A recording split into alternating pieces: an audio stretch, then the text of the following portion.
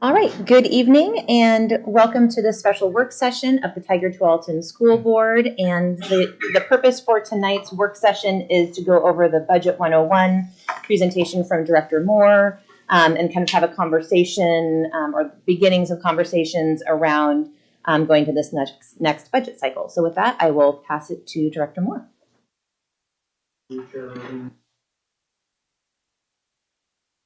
Thank you, Chair Irvin. And good evening, everyone. I am going to be going, I don't have a presentation prepared tonight, but what I have is an outline with various links. And if you wish to follow along and take notes on paper, I have 15 copies of the outline. If you want to, I don't know if that's going to be enough, but if you need to share, great.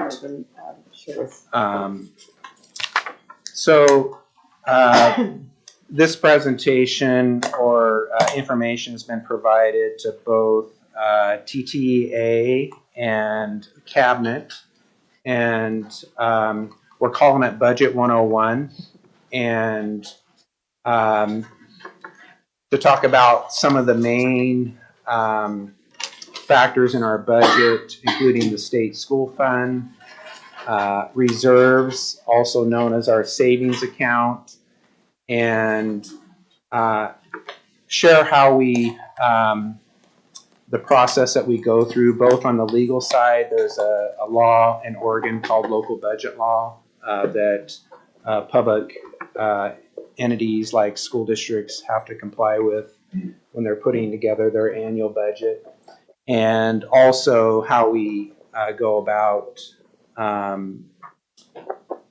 compiling our budget estimates on an annual basis.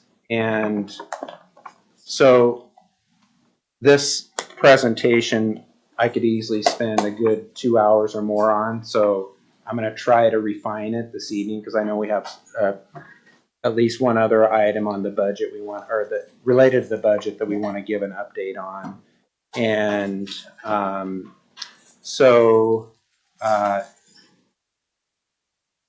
Patty, have the students been given access to the Budget 101? Yes. Yes. So are you able to, there's several links there. I want to make sure you're able to get to most of them. Like if you click on the first one, do you have access? Okay. So I need to give you access to the folder. I'm working on it. Okay, and Patty's going to get me your email address so I can do that.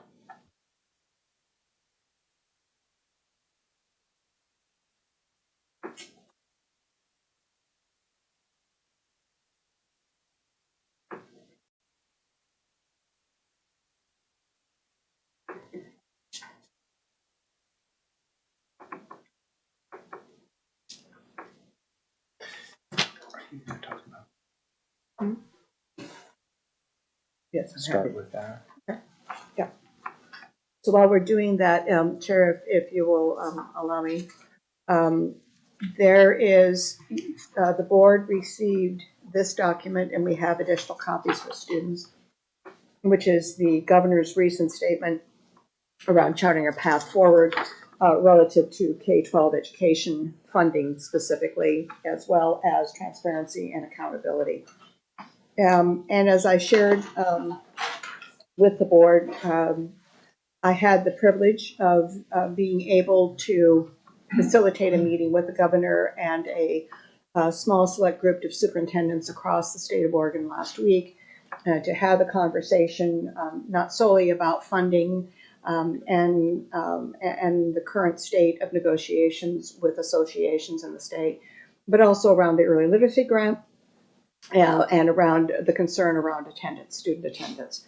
And so it was an hour of broad conversation, and the governor expressed a desire to continue that conversation going forward, which we are grateful to her and to her policy staff relative to facilitating that meeting and future meetings.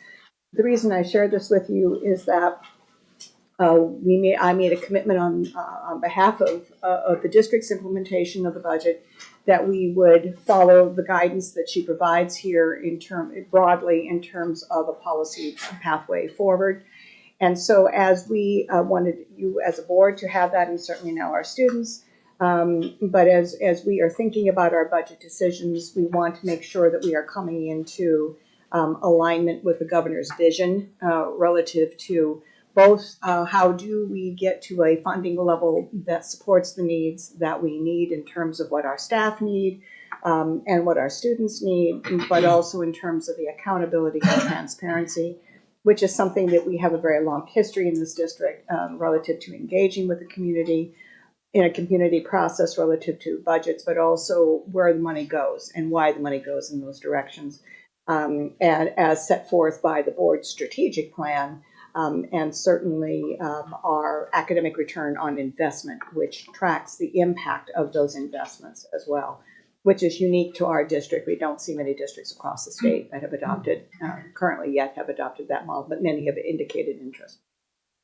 So this evening, as we give you information here, we will also be pinging those notes that the governor has highlighted in terms of where does the money go and what are the percentages in terms of allocations of the district's dollars relative to the various functions that the district has, in educating our students and supporting our staff.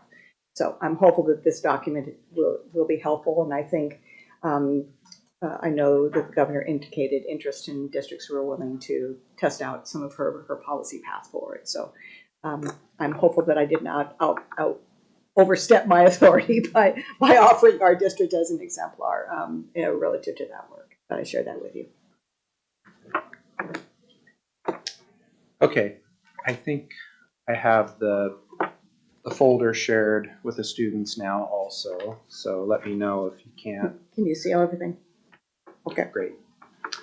So we're going to start off by sharing some information about the state school fund formula. On the surface, the state school fund formula probably will appear to be very overwhelming and complex, but when you get into the nuts and bolts, we'll try to make it sound as straightforward as possible. More of the complexities are on the end of the state school fund formula is a formula that has to work statewide. So it's like our current 2-year allocation for the state school fund, and the current 2-year budget is $10.2 billion. That has to be split across 197 districts and all of the ESDs in the state. And sometimes folks on the outside get confused on the impact of the local property taxes that are collected by our county. So all of our taxpayers that pay taxes on their home, for the most part, those dollars serve as an offset to the state school fund formula. So each dollar of property taxes that flows through the county tax assessor to the school district, we get one less dollar from the state. So, and generally, that split, that percentage split, is approximately 52% of the dollars come from the state, 48%-ish come from the local property taxes. And we're in a time frame where all districts are in a time frame where we're getting ready to do a data collection with the Department of Education. And that collection is due the first part of January. And it's called the Estimate of Membership and Revenues. And so we're estimating everything, all the elements that impact the state school fund for the 24-25 school year or fiscal year. One thing to keep in mind, so keep in mind that that's basically 6 months out from the start of the school year or the start of the new fiscal year. And then of course, the actual revenues start coming in the 12 months between July of 24, June of 25, and then at the end of that year, of course, we go under audit. We have to have an independent audit done of the books, including the state school fund. And the audit typically is due in the following December. And then in the meantime, all the student data is also being collected by the state. And then basically 10 months or 10 to 12 months after the fiscal year is done, that's when they do the final reconciliation of the state school fund. So in all, 2.5 years elapse between the time you do your initial estimate and the state does the final reconciliation. So I wanted to give that context just so you can, that adds to that's one of the complexities of the state school fund, is the time that elapses and the opportunities that the ODE can update the amount that's coming on a monthly basis. And typically during that 2.5 year period, they update the numbers statewide and for each district 8 times on average. So local revenue also describes the property taxes. And then for us, we estimated in the current year that we're going to bring in over $65 million in property taxes assessed. And this is from one of the tax levies that the board, the budget committee, and then the board has to approve and adopt when they adopt the budget. And so that tax levy amount is certified with the county after it's adopted by the board, certified with the county, and then come property tax season, all the taxpayers get assessed that rate. It's called our permanent rate, and that's what generates the $65 million that's coming into the district currently. There's 2 other elements of local revenue that we count on as part of our portion of the local revenue, and that's the Common School Fund, which is a fund that's dedicated to schools, and it's income that's earned off state-owned lands. And there's a similar fund called the County School Fund, which would be property owned by the county. So in all, we estimate there's going to be $67.6 million roughly coming in the form of local revenue. I'm going to stop, see if there's any questions with all of that information. And this sheet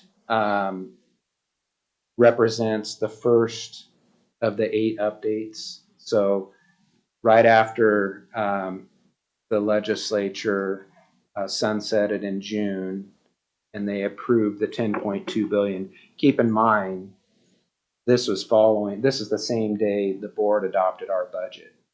So we were kind of working blindly when in several fronts. The last time we had a formal estimate from the ODE was the only estimate that the ODE by law has to release around March 1st of every year for the upcoming year. And our amount, at that time, they were basing the state school fund at $9.9 billion. So we decided, based on some of the lobbying that was going on and some of the information we were hearing back through the legislative process, that there's a good chance that the allocation could end up at over $10 billion. So we ended up developing our budget based on $10.1 billion.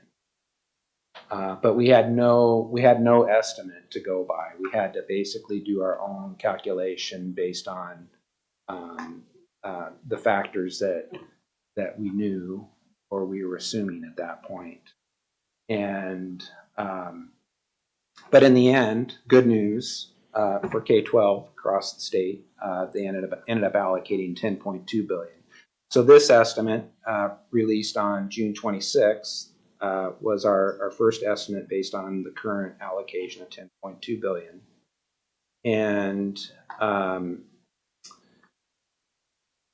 I'm going to skip the part at the bottom of that local revenue section until I get down to the numbers that impacts. There is an additional factor for the district's average teacher experience compared to the statewide average.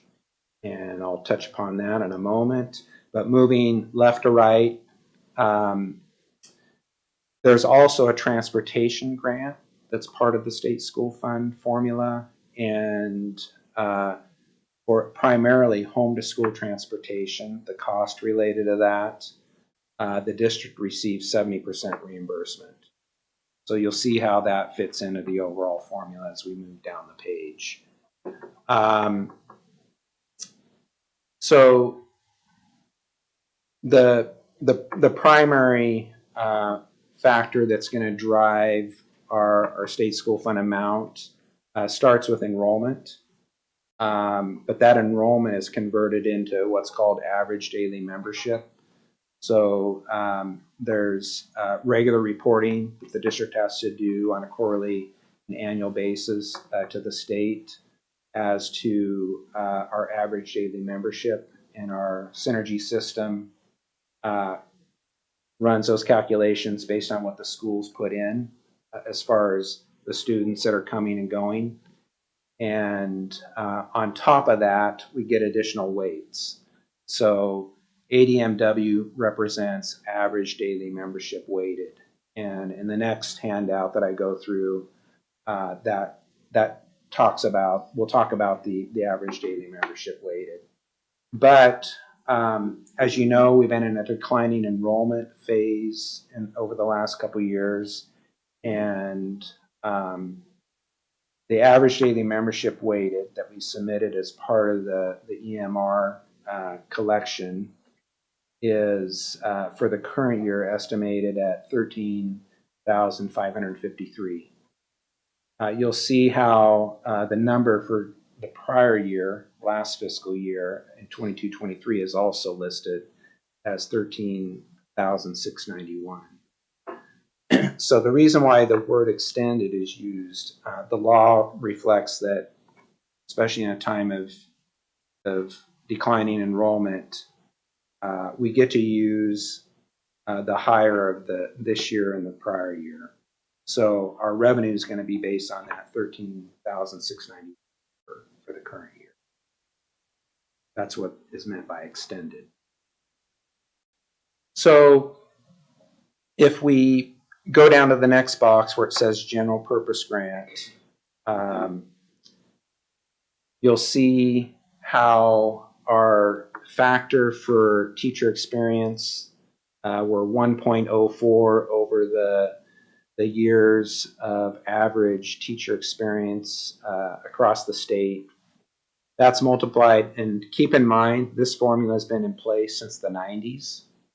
So you may raise your eyebrows. Is that still relevant? And to to what Dr. Sue shared tonight, there's beginning to be some thinking about looking at the state school fund formula on an ongoing basis. But that 1.04 is multiplied by $25. It's added to a base level of $4,500. So the result for Tigard-Tualatin is $4,526. That is multiplied by the extended ADMW amount of $13,691. So our general purpose grant, as reflected here with this current estimate from June, is just over $138 million. So to get to total formula revenue, you take the general purpose grant and add the 70% reimbursement from up above, the transportation grant, of approximately $5.9 million, for a total formula revenue of $144 million. So the next step is where the local revenue comes in. So the local revenue that we collected through the county, 67 million, is subtracted from the total formula revenue of 144, So our state school fund grant, or the monthly check we get from the state of 76,000, that comes over primarily 11 months. We get 2 payments in the first month of the year. 76 million. 76 million. Did I say thousand Yes, or you billion? did. Yeah. I was,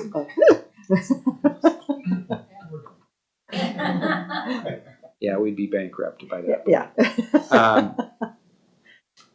So, is that making sense for everybody so far? Quick question. Yep. Yeah, quick question, Director Moore, thank you. The financial projection document that was attached, I see you were talking about the local sources of revenue, and it says prior year 568K, and then this year, current year to date, is 457. And I don't know if it's a good time to ask, but I was wondering why that would be lower than last year, or maybe I'm not looking at it correctly. Or is it just like we didn't get the payment in quite yet, kind of a thing? Can we address that once we get down, go over that document? Yeah. For other purposes? That would be helpful, I think, for everyone, instead of bouncing back and forth. But I appreciate the question, and we can. That document would have been. My first comment is, though, that document was the October financial statement, so the taxes wouldn't have started coming in yet.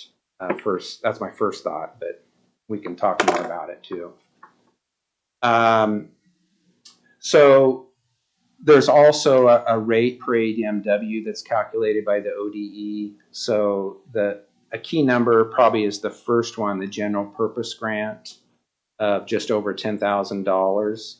So when we're having conversations in other meetings or internally, $10,000 is a nice round number to use when you're thinking of, oh, we're up 100 kids, so we'll have that much more revenue coming in, 10,000 per.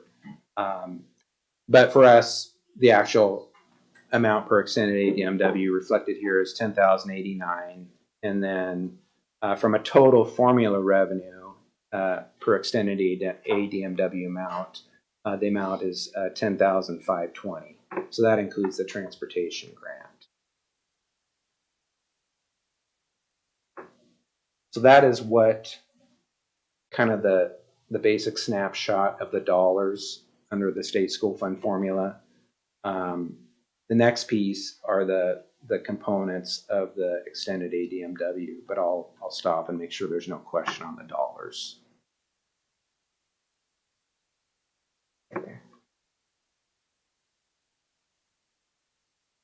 So if you want to open up the next document, TTSD ADMW, we'll go through that real quick. So the ADMW is presented on a year-to-year comparison, and part of that is not only so that you can see the comparison, but also see how they get to the extended amount, because the formula is going to be based on the higher of the 2 years. So for us, a year ago at this time, when we were working on the estimate of membership and revenues, we calculated an ADMR amount of 11,348.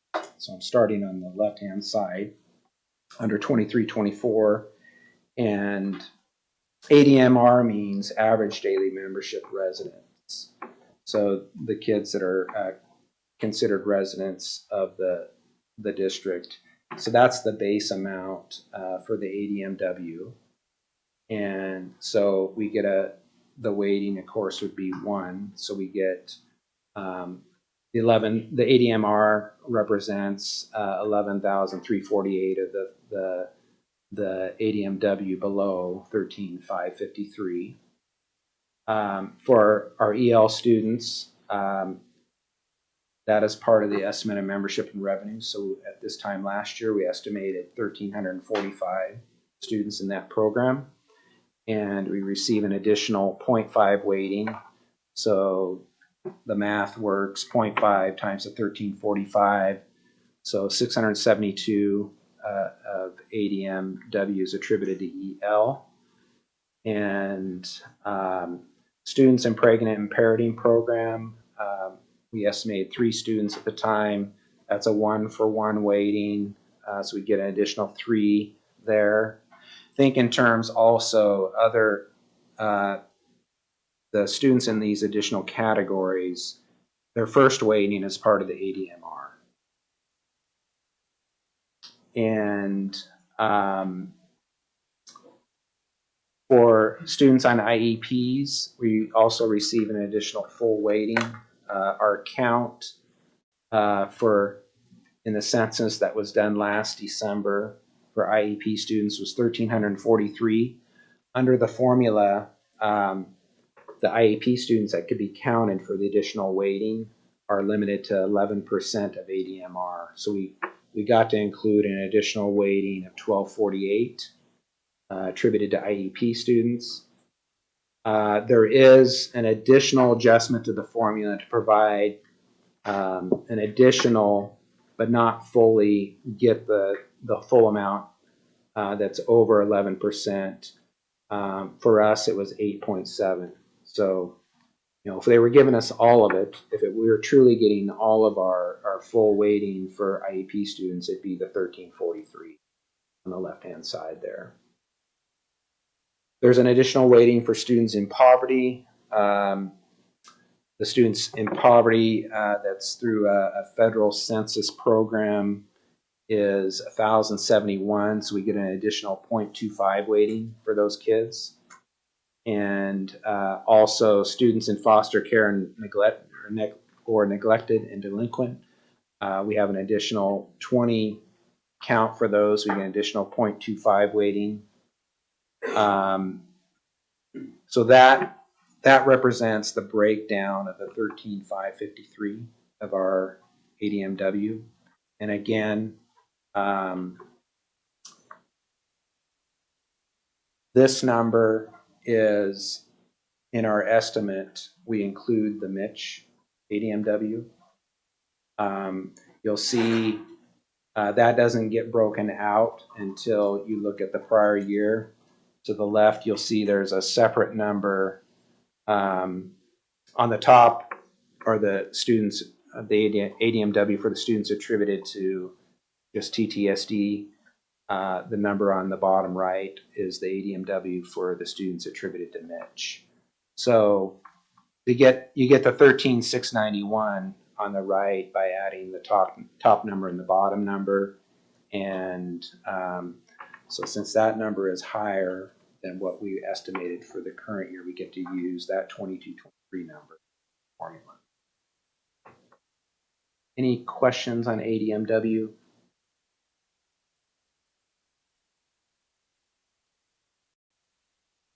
One thing to keep in mind is, we,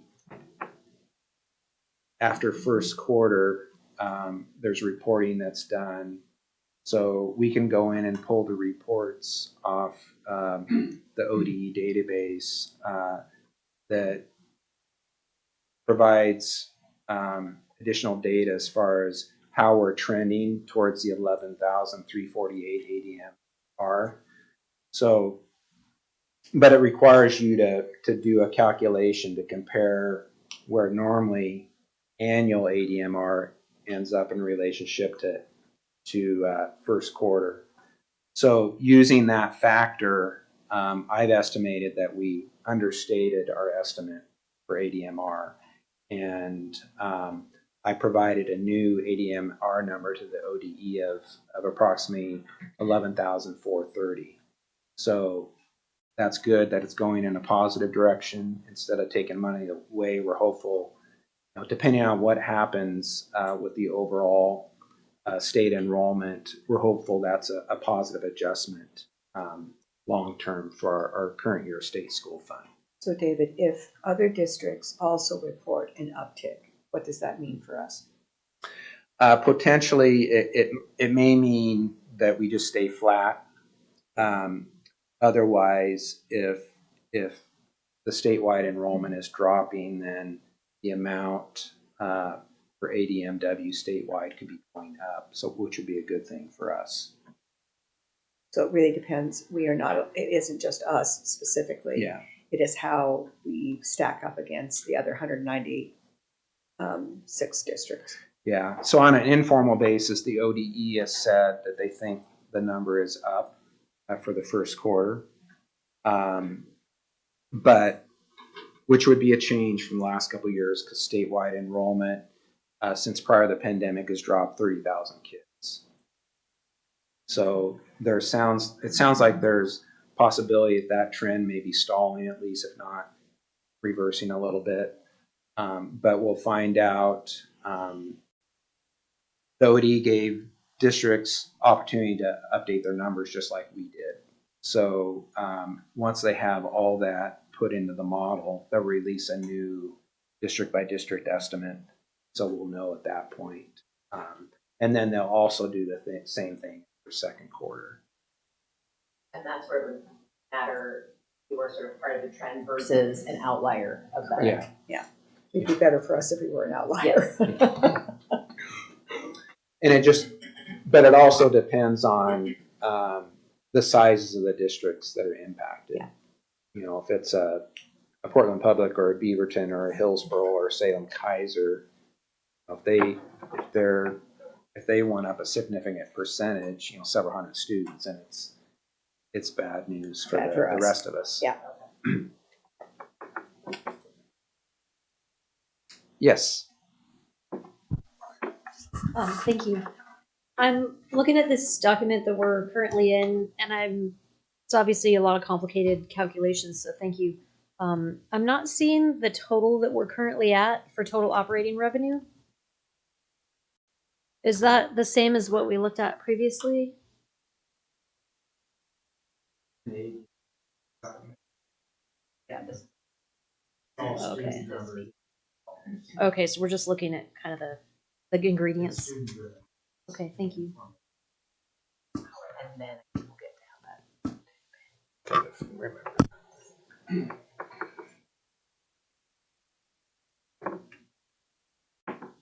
Any other questions? Director Western?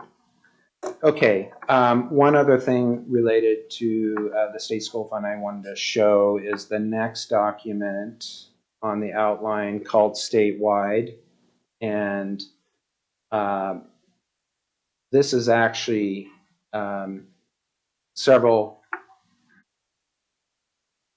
it's 2 pages. So it's a summary of the state school fund, and you'll see how at the top it's distributed between the current year and the second year of the biennium. So this year, just under $5 billion is being distributed to school districts and ESDs. In 24-25, $5.2 billion will be distributed. There's a number, you'll see a lot of red negatives. Those are we refer to those as carve-outs or transfers. So they're for special programs like within our own district, we have funding from the long-term care and treatment amount for the kids that are being served at LifeWorks. And as an example, the top number, the negative 20 million, that's what the ODE finance team sets aside.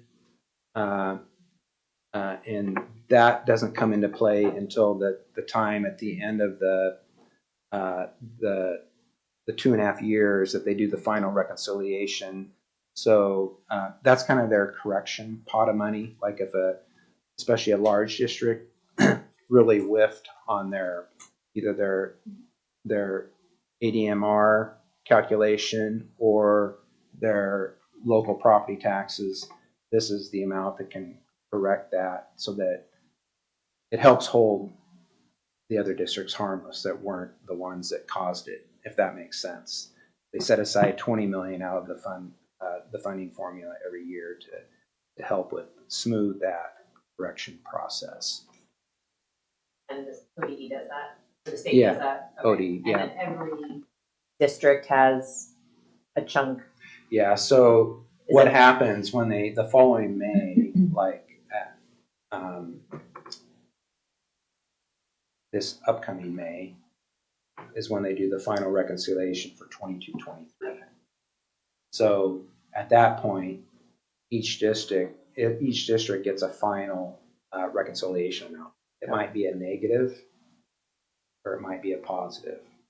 So then what happens? So does that then just go, everything that wasn't used to make up somewhere else, does that all go back in general fund to be redistributed? Yes, Okay. so the districts that get a positive would enjoy.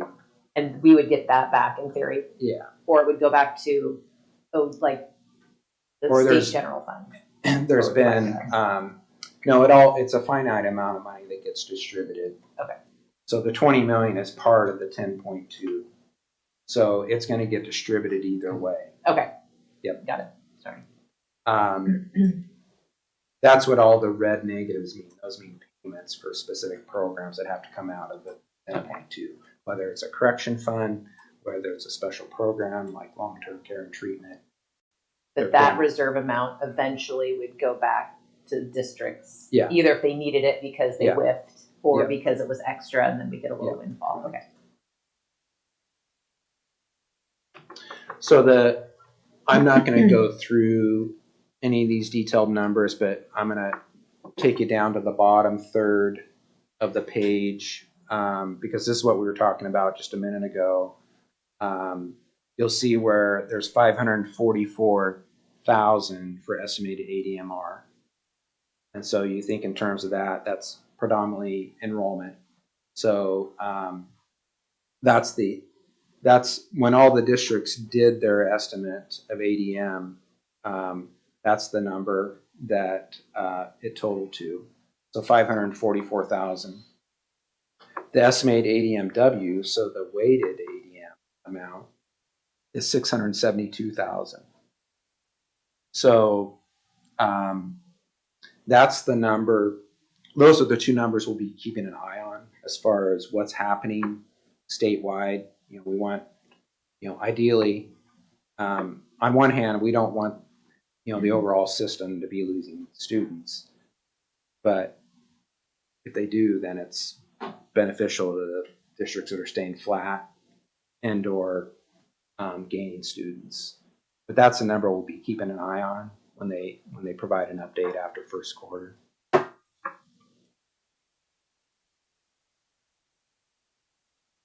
Any final questions on the state school fund, ADM, anything else related to this?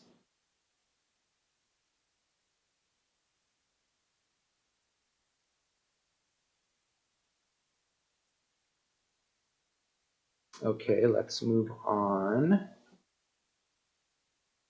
Another big topic of a discussion typically during budget is reserves or savings account. And I'll keep this part brief and touch upon a couple talking points. As you know, as the board knows, there's board policy DBDB related to maintaining sustainability in the form of reserves for tough times. And the policies linked there. And also addressed in the policy, of course, is what we had to do a year ago when we adopted the budget, or earlier this year in June when the board adopted the budget for the current year. There's a provision within the policy that allows for the board to adopt a modification resolution to draw down reserves in the upcoming budget to less than the 12%. So the policy addresses the 12% breakdown as 5% for ending fund balance, 5% for the rainy day or sustainability reserve, and then 2% for contingency.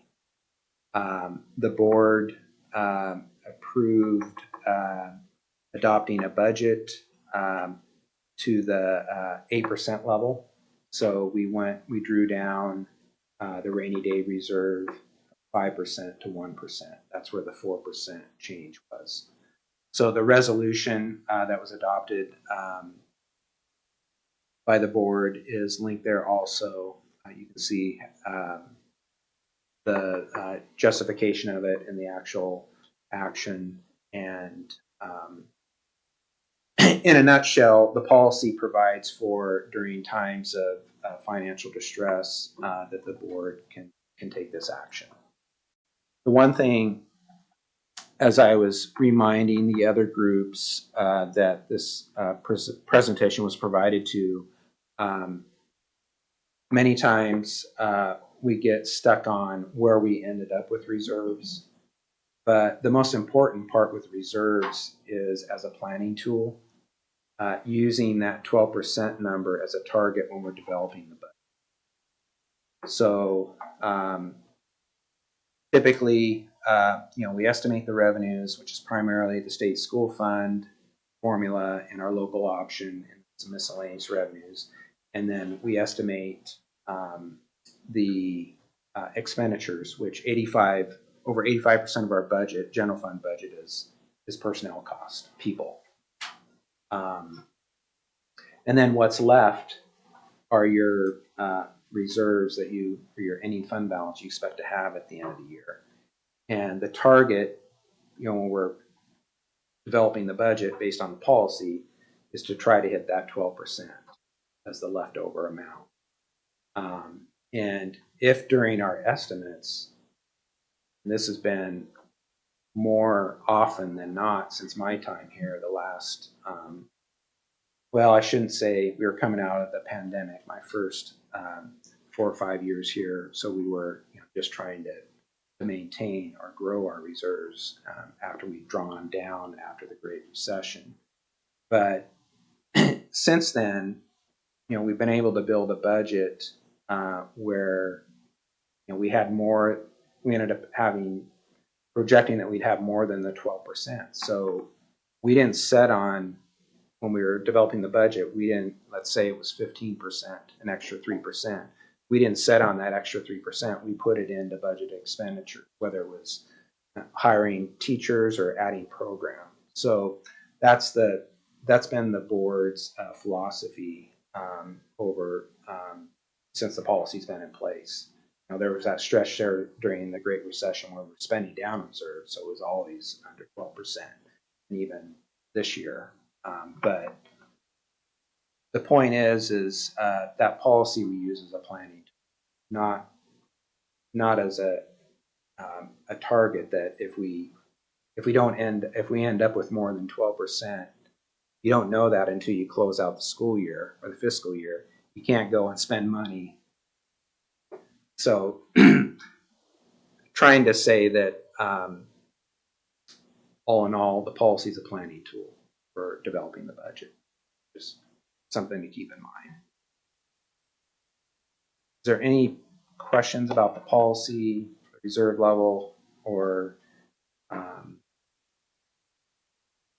later we're going to, as Director Weston pointed out, we're going to look at our most current projection in the general fund that shows where we're at compared to a budget when it comes to reserves.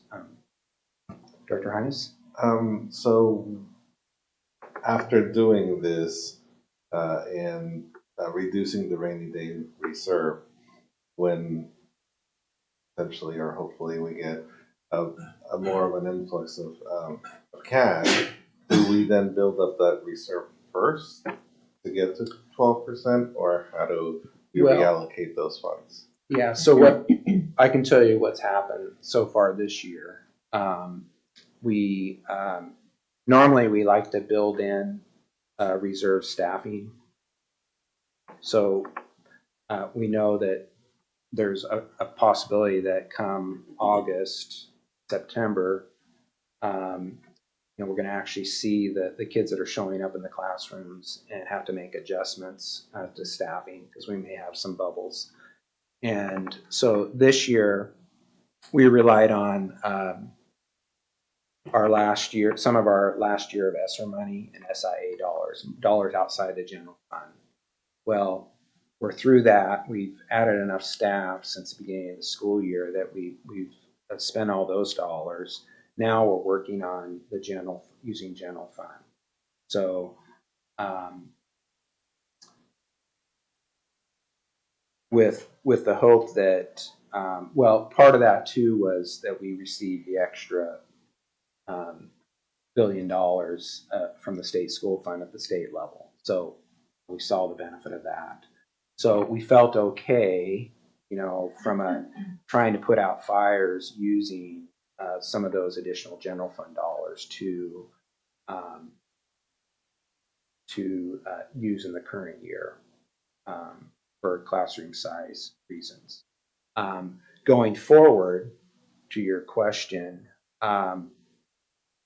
so when we shared the district's financial situation last year, leading up to the budget approval and adoption, you remember we not only showed what things might look like at the end of 23-24, the current year, we also took a peek forward into 24-25.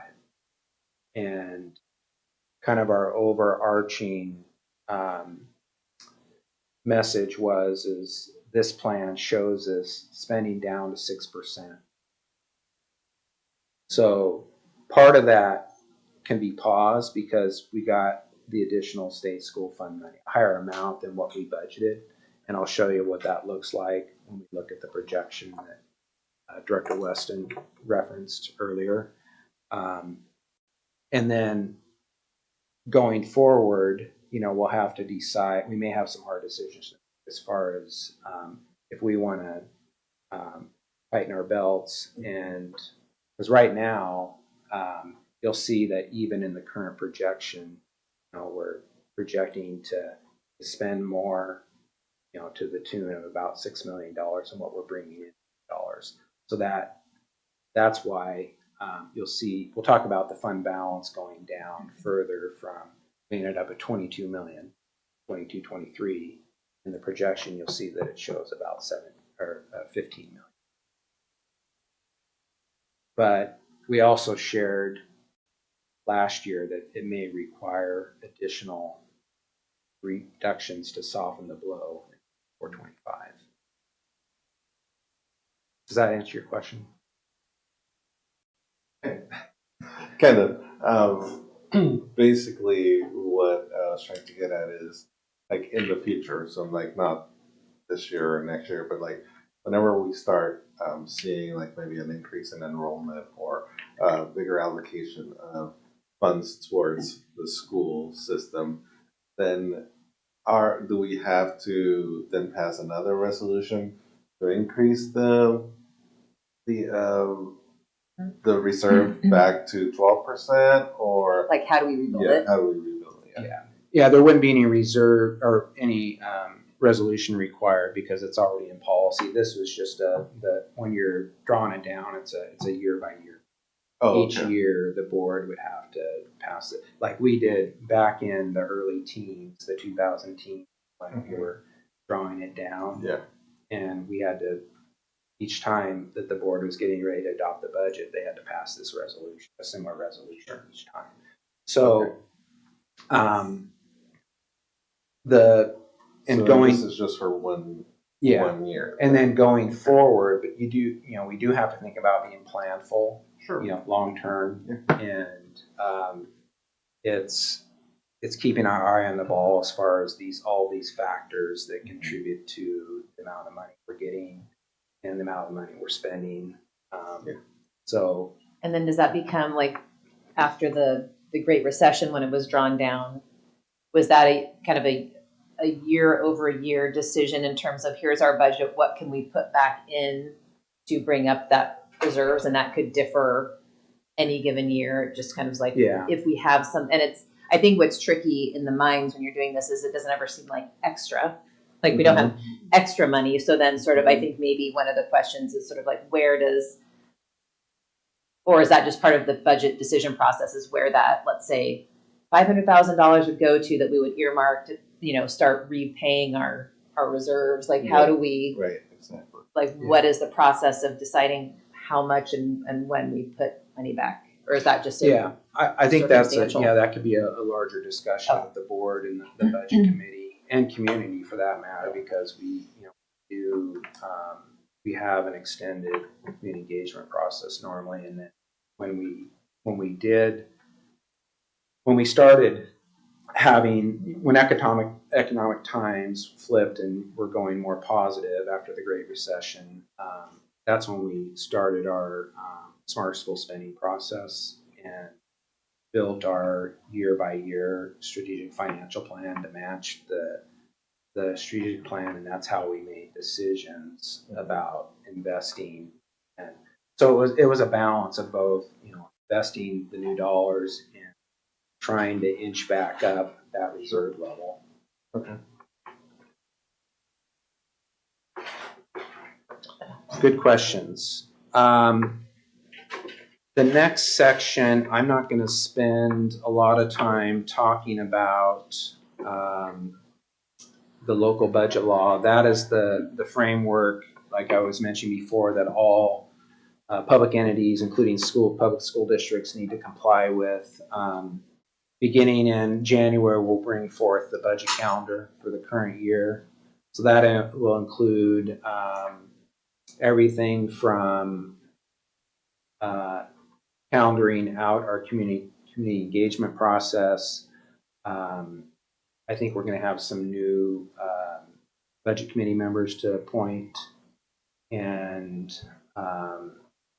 also we'll have in there the work that's being done internally with cabinet. As far, we're going to talk a little bit later about a staffing model adjustment, and the main reason why I put this into the presentation is that people understand there's a legal aspect to adopting a budget. It's called local budget law, and the foundation of it is the process has to be very public by law in the form of noticing meetings, having the board appoint the other half of the budget committee from interested citizens, and also in the end, the process is culminated with the board's action to appropriate the legal spending authority in the various categories, and then tax rates and tax levy.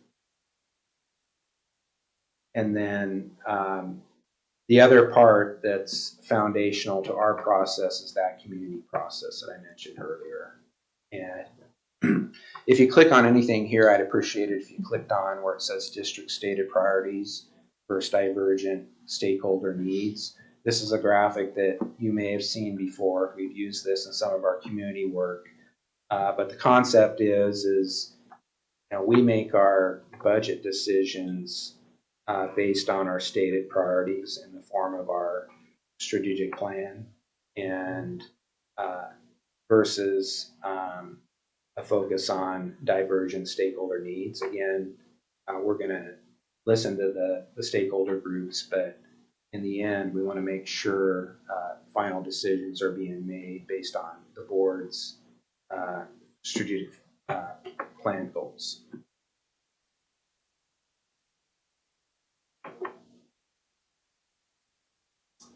And then the end of this section basically describes, of course, the board ends up adopting the budget.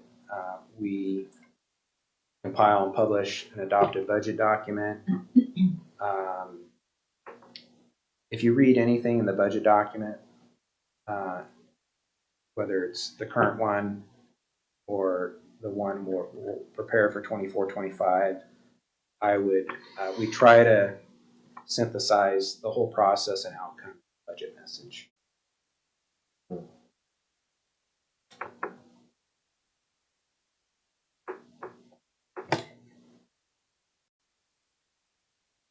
The next section is budget estimates, and probably one of the first things that happens that contributes to our estimates is the demographer will be presenting to the board in January, as he does every January, and provide his updated 10-year forecast. He's provided preliminary numbers to me as far as the forecast for 24, 25, and the numbers are down again. And he commented that he expected or was hopeful that the kindergarten numbers would be better than what they have been, but they're down again. He always considers the previous 5-year birth rate to our kindergarten enrollment. In the good years, that was always at least in the high 70%, but we're still in the low end of the 70% range. So that means, for every 5-year-old born in the district 5 years ago, 71% of them are enrolling, or projected to enroll in our schools. Or actually, that was the number for this year, excuse me. David, if I might here also add, when you take a look nationally, we know that the national trend, have been several articles in the New York Times recently relative to the fact that partners are considering whether or not to have children at all. And if they do, it's typically no more than one. And that's the contributory factors are basically cost of housing, costs of raising children, costs of relative to current inflation, although that appears to be coming under better control. But just the daily costs in general, and then anxiety relative to the state of national politics, global issues, and certainly global warming as well. So all of these things add to a level of anxiety that causes thoughtful adults to think thoughtfully relative to their decisions around adding additional human beings to our community. So my point being that it is not just us, specifically our state, but that this is a national trend.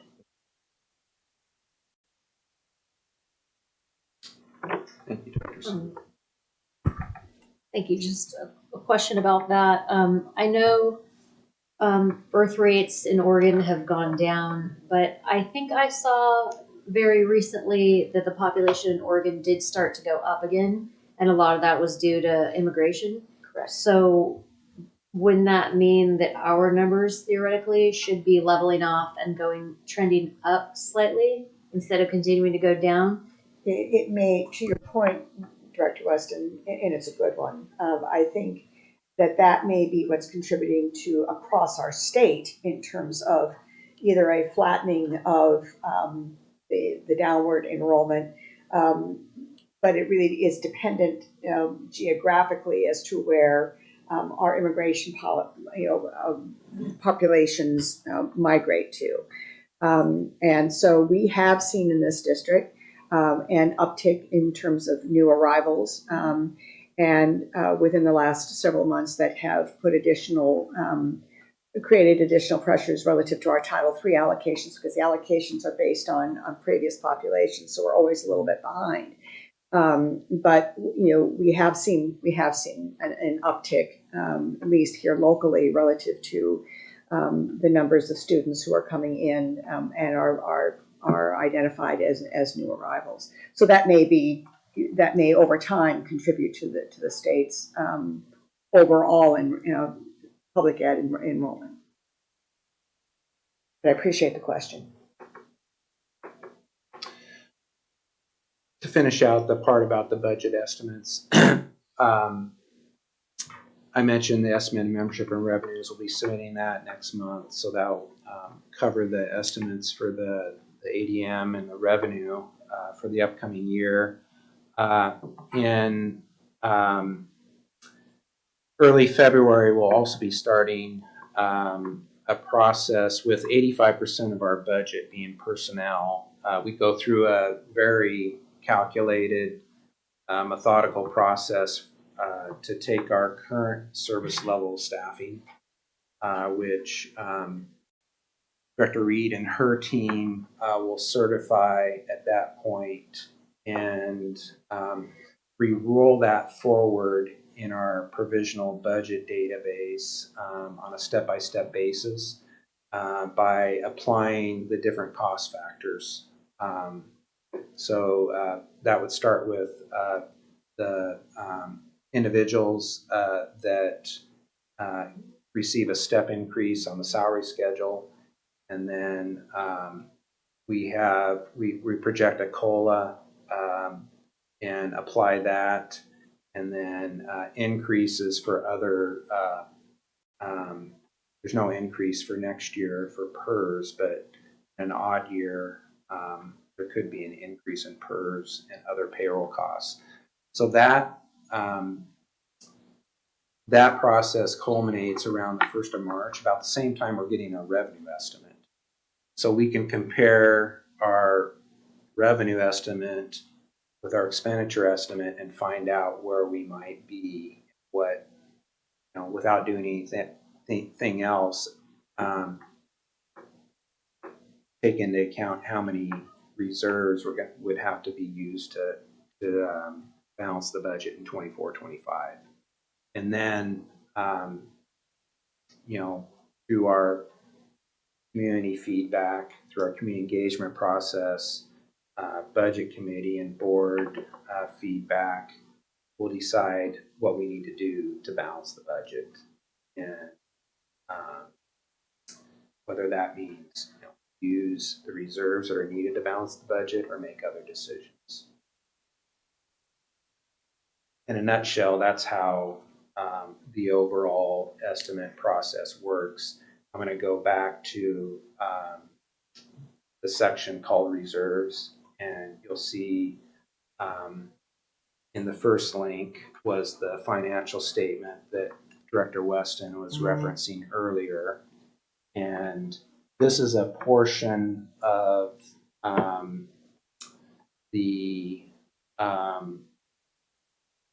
actually is the September statement, because this outline has been in place for a couple months the first time we gave the presentation. But if you're paying attention, if everyone's paying attention to the board packet, typically the second meeting of each month is when we provide the financial update. And there's multiple schedules that are in the financial update. The one I pay closest attention to is this general fund financial projection, because I like to see how the fund balance is trending. So if you look at the third column from the right, it says annual forecast. So that shows our beginning fund balance. I mentioned we were beginning this year with $22 million. We just basically tied up our audit, and the ending fund balance for last year was $22 million. So that comes over as our beginning fund balance in the current year. Our revenue projection is $163.9 million. You'll see to the number to the right, we budgeted $161.8.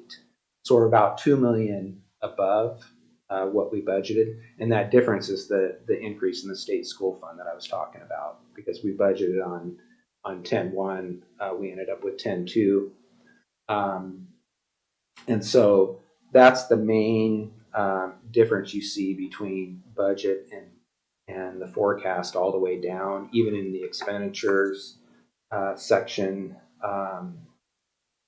All in all, the expenditures are trending close to budget, and you'll see that, however, expenditures exceed revenue by approximately $6.7 million. So we're drawing that amount from the $22 million. So our current estimate for ending fund balance is about $15.3 million. And again, this is about $2 million up than what we projected in the current year budget, because of that difference in the state school fund, that increase in the state school fund that we did budget for. Does that make sense?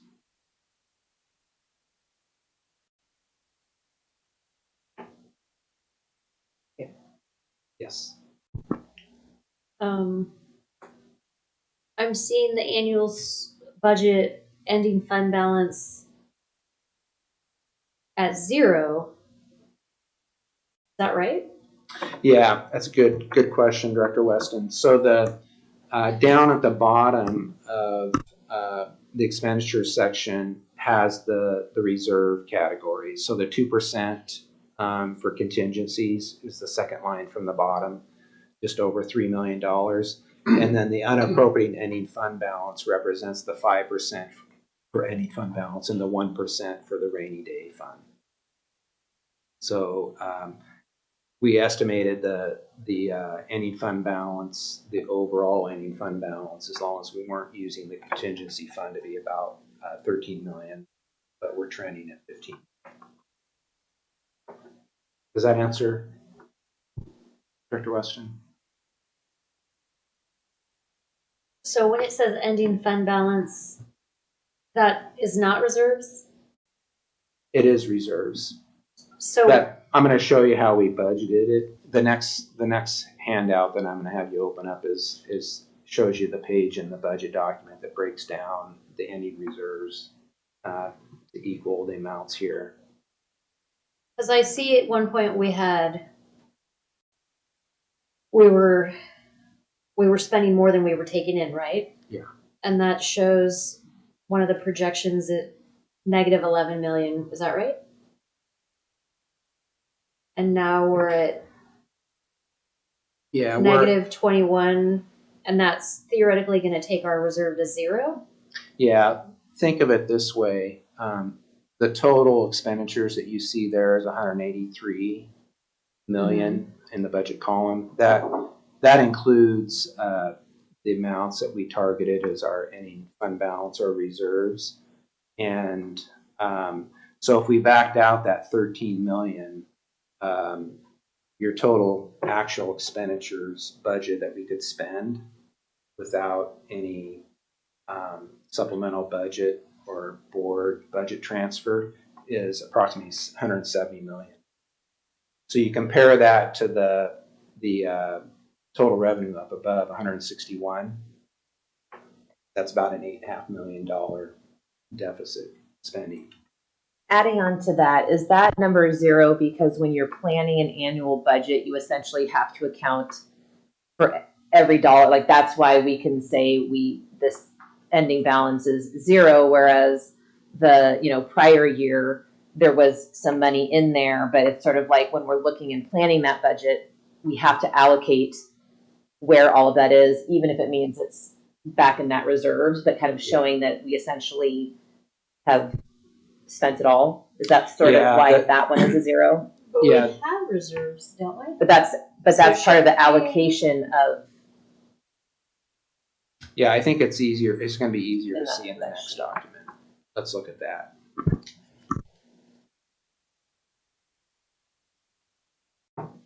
The ending fund balance document. Ending fund balance. So this is just an image that comes right out of our budget document. You look at the first column of numbers, you may have to get a little bigger so you can see it. So the first column of numbers is the general fund budget. So you'll see the top section is the revenues, totals 161 million, 161.8 million. The total expenditures is 170.3. So the excess of the revenue or the deficiency of the revenue compared to expenditures is $8.5 million. And during the budget process, we estimated $21,500,000 as opposed to the actual amount of $22 million. And so we end up with, we projected that our ending fund balance would be just under $13 million. That $13 million is broken down below under fund balances, and consists of operating contingency. That's a 2% we want to set aside just for emergencies. Typically, we don't need to use that. The next category is the unappropriated ending fund balance, so just over $8 million. We can't spend that in any shape or form unless we go through a complete complete supplemental budget process. And then the sustainability fund, also known as the rainy day fund, at 1% of 1.6 million. That's the breakdown of the ending fund balance or reserves.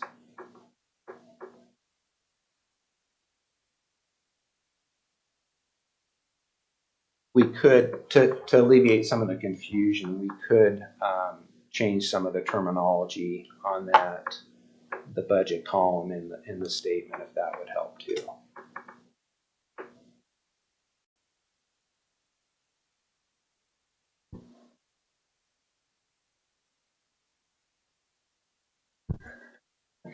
Okay, thank you. Director Moore, could you just direct me to the current projected reserve number? Is that on this one?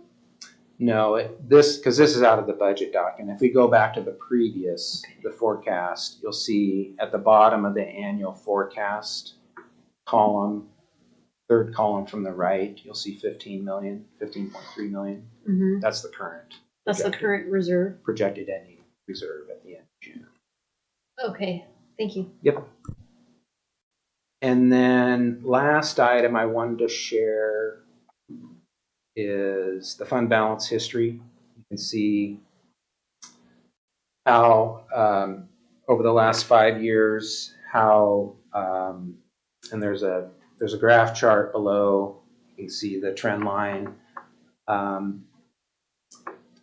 You see some growth of our ending fund balance through the pandemic to a peak of 34 million.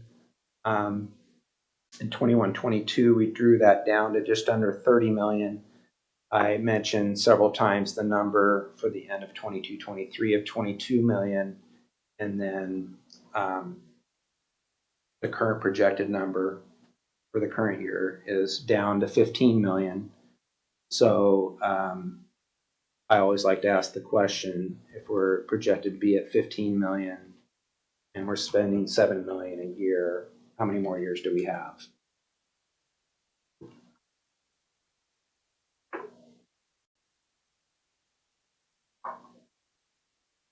I have a quick question, if I can. Can you all hear me? Yes. Okay, great. At the bottom graph, the 2021 year where we had the higher ending fund balance, is that due to federal dollars that were coming in, or why was that at a peak in that year? No, so that was, if you remember the year we were out of the building most of the time. So we weren't, for example, we weren't busing students. We weren't hiring a lot of subs. We weren't running our buildings. So we just had less operating costs. So compared to budget, and that was the result. Thank you. Just a reminder. Sorry. Okay. Any other questions, Director Miles?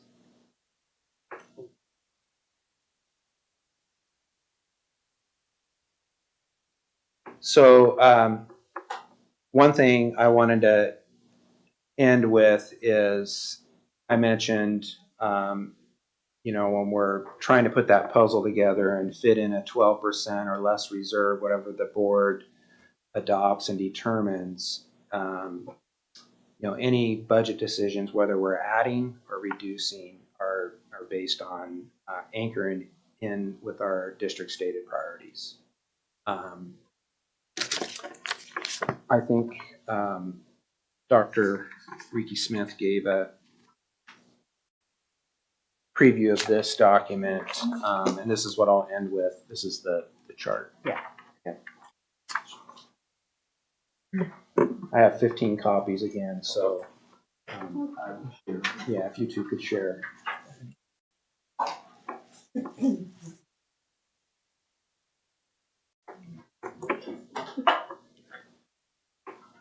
So one thing we do in or we have to do in our budget document is break down how we're spending each fund, including the general fund. And this is just a chart showing the breakdown of the current $170 million budget in the various object codes, we call them.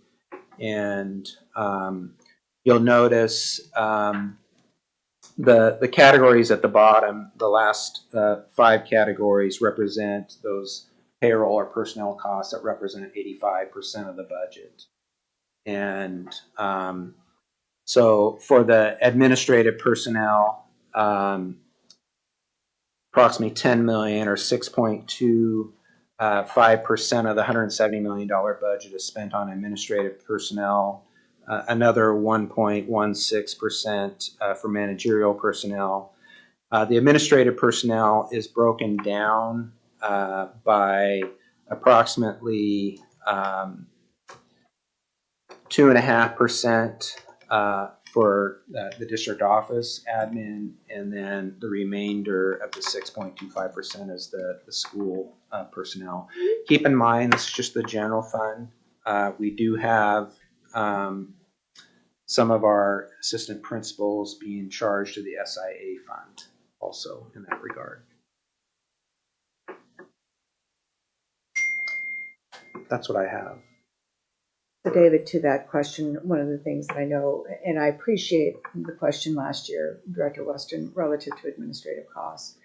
Of the 6.26 that you see, the administrative staff that support central office, so here, make up approximately 2.5%.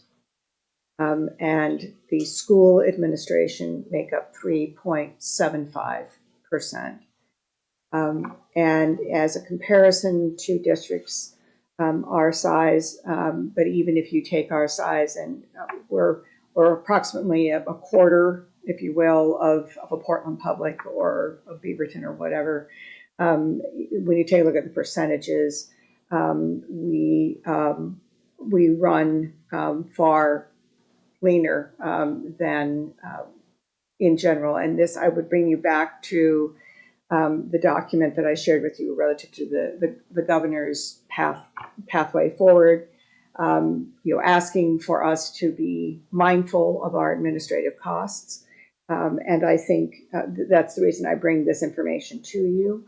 Relative to, in general, if you look at 144 million plus, which is our state school funding, and you take 2.5% of that, that's approximately 3.6 million.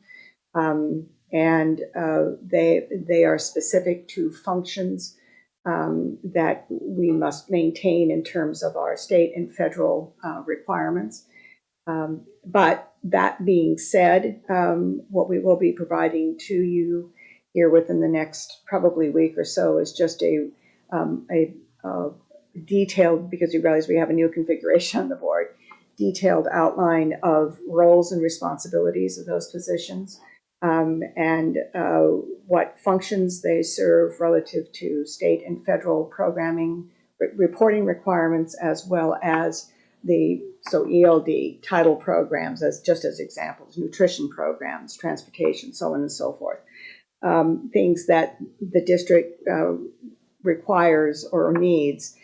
If personnel here needed to be cut, then those would have to be transferred out to schools, to administrators there to run those functions as well, because we don't get those dollars or those supports from state and federal without that work being done. And I'm share with you that during the Great Recession, during my tenure at Salem-Kaiser, that there were massive cuts that were made that required principals such as myself at that time then to take over the functions of the Title I reporting, where that should have been a district function in addition to my duties. And so that's part of the calculus, if you will, as we are looking at where else do we need to contract. And I think David has painted hopefully a clear picture of how our finances come to us, how they are allocated.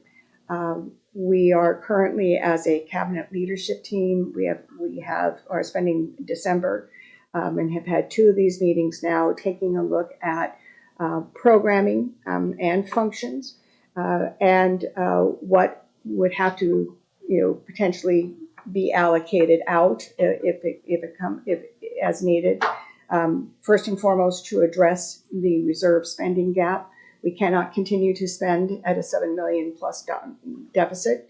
And so we need to look internally here in terms of programming first, and that is what I have tasked leadership to do, is can we help close that gap or completely close that gap? And again, at 2.5 for all personnel here, at 3.6, you can see that the calculus still leaves us short of about 4 million, if you will, in closing that gap, even if all of us were to be disbanded, okay? And so that's the challenge in front of us.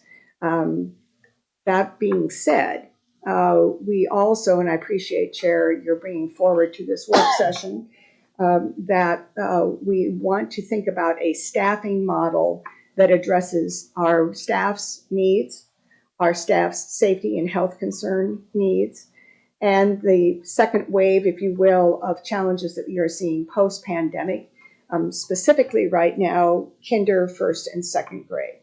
That is causing challenges within our elementary band specifically, as well as taking a look at the needs relative to our students and staff at middle and secondary. And so what we worked on today, and I'll have Director Reed share some of that work. What we worked on today is we have committed in this district for a very long time, since the early 2000s, relative to a multi-tiered systems of support system. But we haven't staffed that way necessarily. What we've done is, we've done a more generic form, which is, can we reduce class size by one, right? Rather than where does it really need to go? And so this year, the additional contingency dollars went to fit those hotspots within the MTSS system. And that got us to thinking, who are the children that we are now serving across the spectrum? And is this a good opportunity for us to adjust so that rather than simply saying we're going to reduce class size by one, that's our goal. How do we specifically target staff and staff schools in a way that addresses the needs of the students that are coming to us? Our our coordinator for assessment, Paul Verstraete, has done a wonderful job, and we will bring that data forward relative to the impacts that our students are bringing to us school by school. So the percentages, how many impacts from 0 to 5, and things such as economic instability, potentially being a student of color, or linguistic needs, or issues such as houselessness, or issues such as foster care, poor attendance, a number of items that we track, but literally putting it in a package that looks at the impacts in students, which then impact our staff. We have an amazing staff in this district, and they work hard and with intention, but they are facing challenges that we have not seen pre-pandemic. And so with what resource we have here, we want to bring forward a model that addresses that and specifically targets additional positions, if we can find a way to pay for those, to address the needs of the staff, and addresses the concerns that they bring forward. And I think it is our obligation and duty to do that. So, Director Reed, do you want to speak any more to that model that we are considering? Yeah, sure. I am going to go into the document here that David shared, the Budget 101, and share a link to a model that we are deep in our first thoughts. So I want you to hold that, knowing that, what will end up in the end may not be exactly this, but this is just our first flush at it. So may I offer something here? Yes. Along with this? This is our first thought, but the next step then would be to engage our teachers, our administrators, our parent community, and potentially our community at large, if there is interest, to provide input to this model as well, because that's how we do our business. Thank you. I'm sorry. Don't worry. All right, and Lisa, I know I know this. Lisa, I shared with you in an email the link if you want to share it, and I don't know how. Perfect, that's all. Yep, and I see them in there, perfect. All right, so as Dr. Sue mentioned, what we are trying to look at is how is it that we center our student needs when it comes to staffing and the allocation of funding. And so when you look at this document, what you don't see is the data that she shared that Paul pulls for us, the MTSS data. And what that does is that he's taking a look at indicators. I like to call them the academic ACEs. So as she shared with you, attendance being one, being a student of color, special education, ELD services, all of those things are indicators. And the more indicators you have, it's really kind of looking at what are the barriers that are going to get at that graduation. And so how is it that we staff where schools have higher number of indicators of students with, for example, 4 or 5 of these indicators. And I think we counted about 10 indicators. So there could be some spaces where kids are at like 6, 7, or 8. So with that said, when you look at the spreadsheet, what we have done and where you see, and I'm looking at the secondary staff model, and we took this off of Tigard High School. There are 3 buckets or 3 models. So we have the first one, and we say general fund because that's what's paying for that core programming. So we're just looking at core programming. That doesn't include special education, TWE, or any of those pieces, just core. Math, science, social studies, English. All right, so using that general fund, optimal means that's the cream of the crop model, right? If we could get there. Adequate is right there in the middle. And then general is, basic is more of like the lowest tier in terms of the model.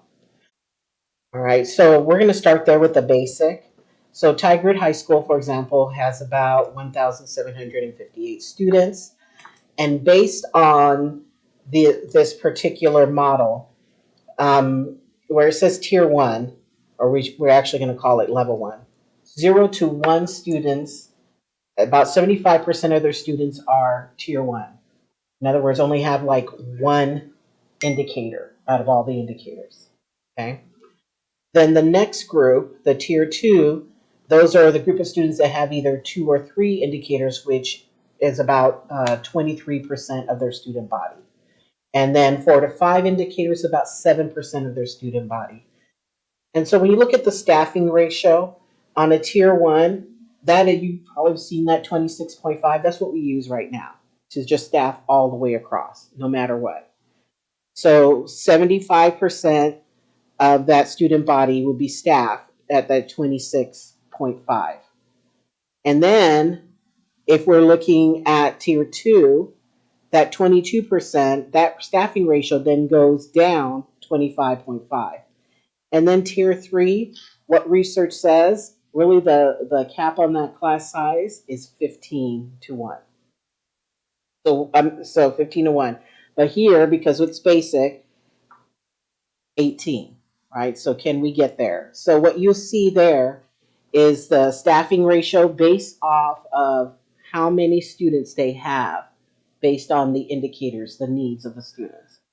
And so then on the right is the amount, the actual student count. And then to the right of that is the number of FTEs that the school will receive for staffing. So because of that 75%, about 50 staff members will come as a result of tier 1. Tier 2, about 16, and so on and so forth. So they'll have a total of 72. So we just took their numbers of this year, and right now they're at 66. So just using this model, you can see the difference between 72 and 66 at core. It's more. Yeah. So that's how we're trying to look at, this particular model. Any questions on that? Does it make sense? because I know it took me a minute. Would this be school-wide? I mean, obviously, the students are mixed together, so you can't have all of one group in a class of 15 and another group. So then, if they're mixed together, then what does it actually mean when you implement it? So that's where the building administrators will then take, their staffing and then take the number of students, and that will allow them to have smaller class sizes like right now within the core. All right. And, if they have, you have the students that have an increased need, well, hey, you have FTE, additional FTE as a result of that. So you should be able to have some classes that are at that lower, 18, 15 range because of this particular, but they have the ability to make that determination based on the needs that they get from the students. So we have this because we're using the data. So they should also be able to use their data when it comes to, what's the term I'm looking for, where students forecast. When they're looking at the forecasting of students and say, okay, here's where the staff need to go. That point this year, or last several years. Yeah, David. Last several years, Tualatin High School is an excellent example where the LIFT program has 15 students in it because they would be considered a tier 3. The students that we serve in that program would be considered a tier 3. So we do have examples where dollars are being allocated in that way. The challenge has been FTE. The challenge has been relative to the larger budget picture, and so that's the reason why we wanted to bring this model that supports our work, the work that we've been doing across the breadth now of almost 20, coming up on 25 years, and really get very specific to make sure that we are staffing in a way that supports that model and gives the building the level of flexibility rather than simply saying, everybody's going to reduce their class size by 1, which could have a small impact here and a major impact someplace else, but really have a thoughtful model by which we make those decisions and put the staffing where it's needed to address the concerns of staff. But again, these are first thoughts, and it will, the final model will require input from teachers, from administrators, from parents, from community, from board. Along with the budget discussions, I was looking at our projected ending fund balance compared to our revenues and whatnot, and it looks like we're looking at a 9.35 reserve according to what's happening right now. Is that right? So it's a little bit better than we thought? Sounds about Yeah, right. a little bit better, Okay. which would be good news relative to this work. Mm-hmm. Because again, what David has shared with all of you is that 12% is our guide. But our first and foremost commitment is to our students and to our staff.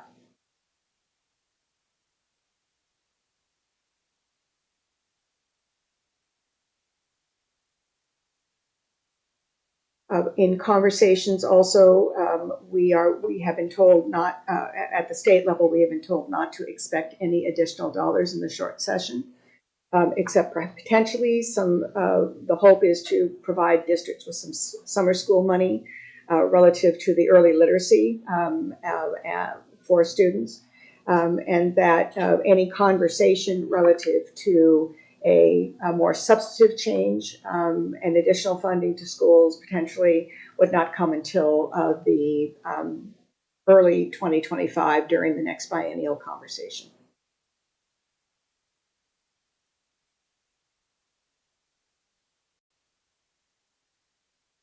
So what we have is what we have to work with.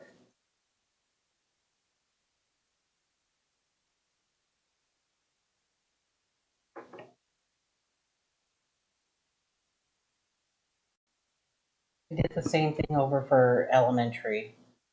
And as you can see, this one looks, in terms of similar, but we actually used one of our elementary schools, put in their model.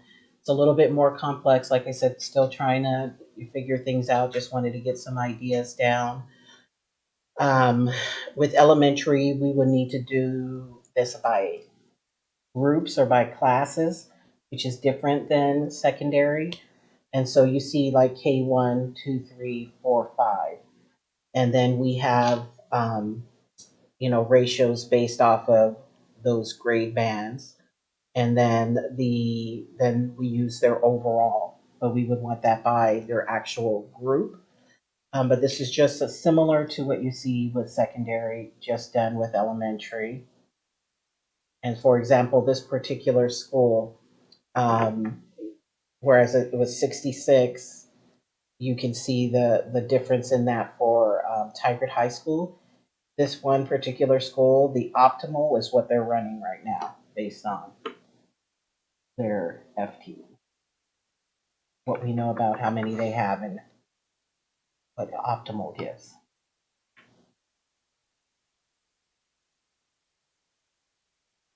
Those are one of the schools that we've had added FTE early in the year on multiple times due to growth.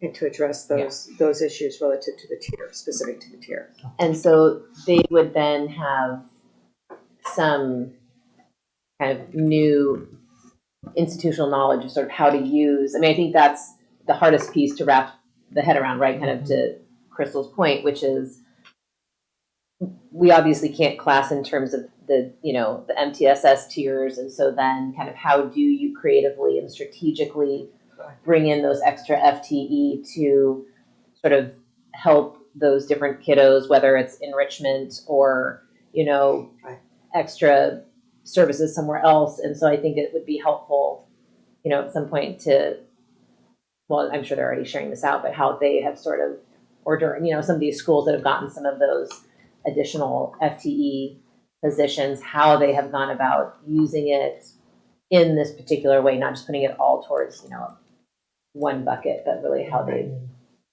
use that strategically would be helpful to better see how that works. And I appreciate your comments, Chair. I think also it is a recognition that for our tenured and professional staff that have been with us for many, many years and have a great breadth of knowledge and professional skill, we are hearing that even with that the challenges are great. And the needs of our students are great. And that is not unique to TTSD. That was echoed repeatedly at the meeting with the governor by other districts who have done exactly what we've done, which is used our student success dollars to try to build infrastructure relative to mental health and social emotional supports and so on and so forth. Which, because the state does not have that infrastructure where we could refer to or tap into. And so as part of the conversation, there's a great deal of energy and interest relative to looking and funding districts relative to a community school process, where if we've already started to build those infrastructures, that they continue to support those rather than build a separate state infrastructure that time may have passed. Thank you. I have a question. So it sounds like we're using some of our staff to kind of manage situations where we might have a particularly large classroom or additional needs. Is that right? I'd say that again, Director. So it sounds like there's some resources going toward areas of particular needs, such as larger classes. Is that representing hiring more people in that scenario? Yes. So I'm looking at our projected budget, and it was about $145.9 million, and it looks like we're spending at $145.7 million. So it looks like our staffing expenditure, our salaries and benefits are going down, but it seems like it should be going up a little bit compared to what we had budgeted for if we're kind of using some of our reserves. David, do you want to answer that? Yeah, the largest bucket of funds for those additional staff has been the ESSER and the SIA. So we're just now using the general fund dollars as needs come up. And that was September. And that was our first payroll month.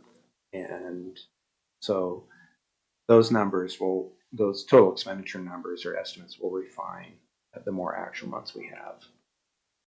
So, and I appreciate Director Rustin, you were asking that question, because we actually have two challenges and bodies of work ahead of us.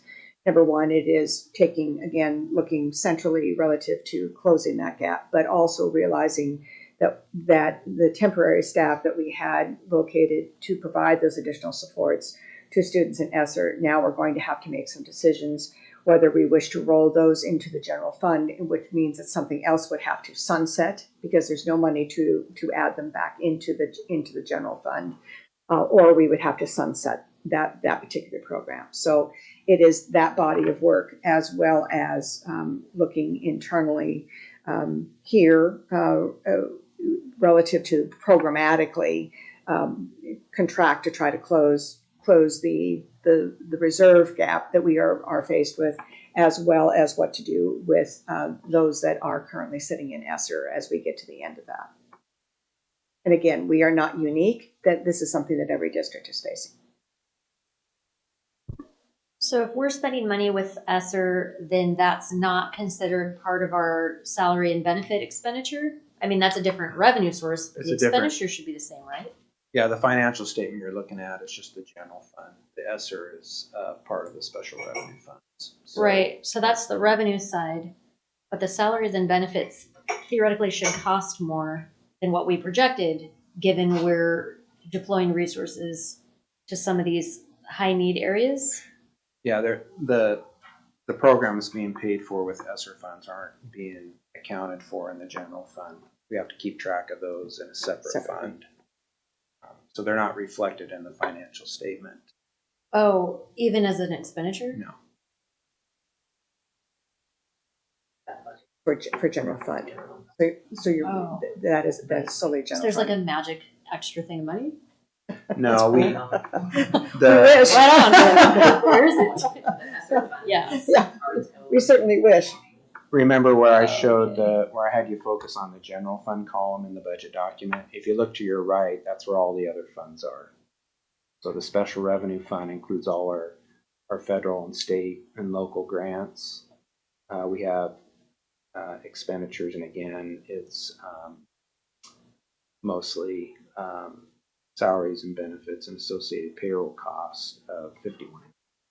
Okay, but so that's not being captured in the total operating expenditures? Well, we present the general fund financial statement on a quarterly basis on the board agenda each month.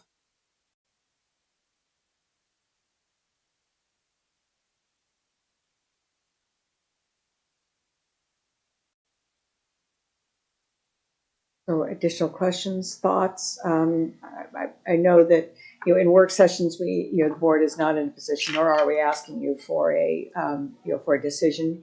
But thoughts about our first thought relative to staffing. Does that seem reasonable? Does it cause concern? Maybe some first thoughts relative to board relative to that thinking. I mean, my first thought is if we have other pots of money, it would be useful to see them together so that, and if we are going to roll ESSER in or use it separately, it'd be good to just kind of start with that so that we know what's ending and what little bit of that ending amount there is so we could account for it one way or another.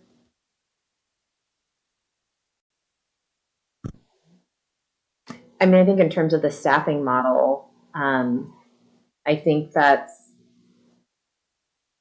a really sort of like thoughtfully processed way to do that based on what we are seeing and hearing from our teachers, from our families, and really looking at how we, put people in the right places. It doesn't help to just have extra bodies in a building necessarily if it's not, again, whether it's enrichment or that sort of I don't like the word mediation, but that other, the support pieces, I think thinking creatively about how we, because that also gets to lowering class size, which we all want. And so I think that, my first thought is I think that's a really thoughtfully way to go about doing that in a way that would best impact all of our kids and the different needs that they are bringing with them.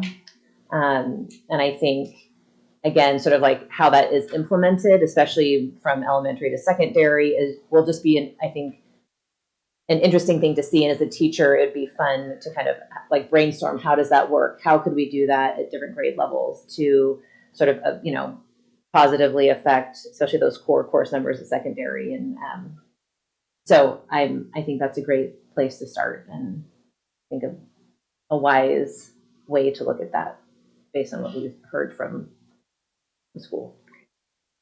Dr. Miles? Any thoughts? Not really anything additional. I appreciate the models. I agree with Chair Urban's, idea that looking at how this is implemented, what the strategy is for allocating additional or needed staff would be great additional information to have as we move forward into budget season.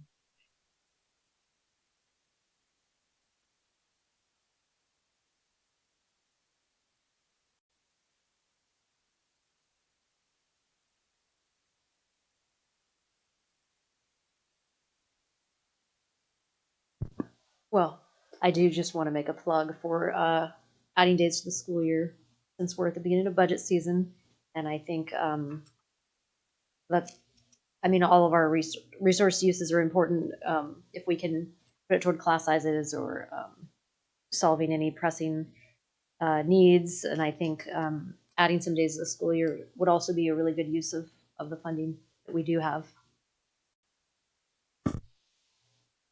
And thank you for all the work that went into this.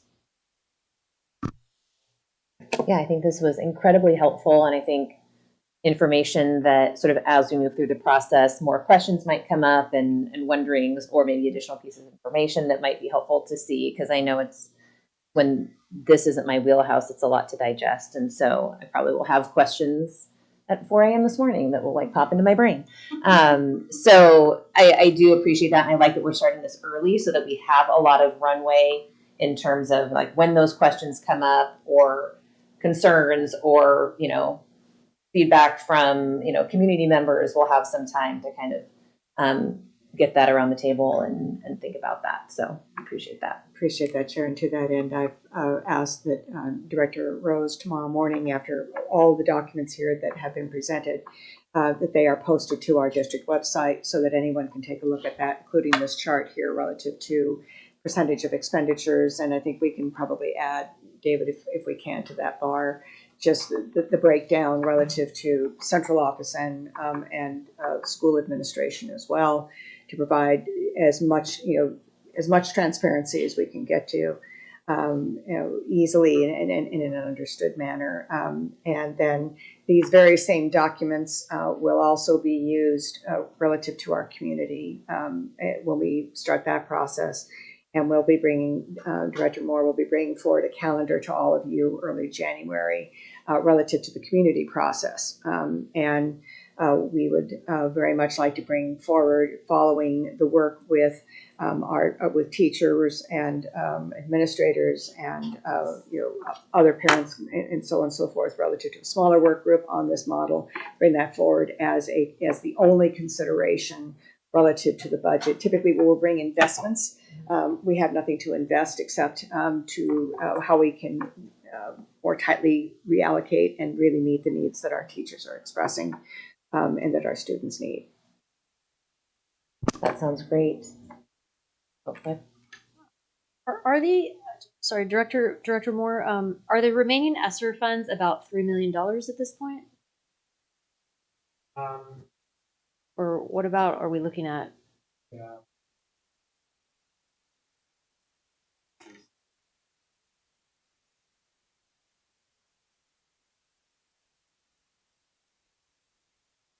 And we can use that that can be rolled into the general fund? Or can we use it on staffing? It'll be gone at the end of this year. I know it's gone, but I mean, we still have it, like that amount. Yeah, we're spending it. We're using it for positions. But it's Mostly not in this budget. it is in our budget. But it's not accounted for in the It's not in numbers. that financial statement. That's called a Right. financial statement. Right. So, So yeah, it's not in this calculated, like it's not in, when I use these numbers to look at a budget, it's not in that. It's no, but we have people on the payroll that we're paying, that it's part of the special revenue fund Okay. budget, which it'll be gone. But by you the end said of we the year. could roll that amount into our general fund at some point? No, when we say roll in, consider those programs and people, if for next year, if we decide that we're going to prioritize them according to our Then we have So we priorities. have Yeah, enough to money to move it into pay the those general. staff through Correct. this year. Okay, thank you. Yeah. Thank you, I Yeah, appreciate yeah. that. I just had these like, I just had that back of my head question, so thank you. Appreciate all of that. All right, anything else? All right, so with that, I will adjourn this work session at 7:29 PM. Thank you.